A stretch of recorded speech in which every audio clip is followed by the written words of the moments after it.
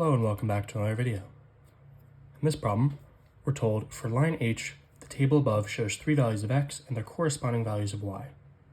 Line K is the result of translating line H down 5 units in the xy plane, and we're asked, what is the x-intercept of line K? So, if we're translating line H down 5 units, then that means that for the corresponding x values, the y values are going to be 5 lower. So, the new y, instead of 130, it's going to be 125. Instead of 160, it's going to be 155. Instead of 178, it's going to be 173.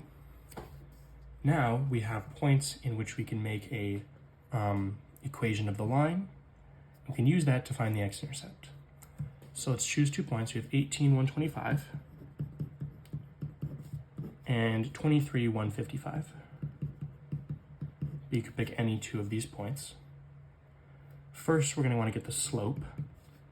So we want the change in y over the change in x. Y goes from 125 to 155. So the change is the difference between them. Same thing with the x going from 18 to 23.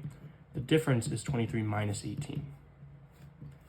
155 minus 125 is 30. 23 minus 18 is 5. 30 divided by 5 is 6. So we have y is equal to 6x plus b, and where b is going to be the y-intercept. How do we find that? Well, we plug one of these points in here, and we'll get our b. So y is 125, and this is equal to 6 times x, which is 18, plus b. 125 is equal to 6 times 18 is 108, plus b.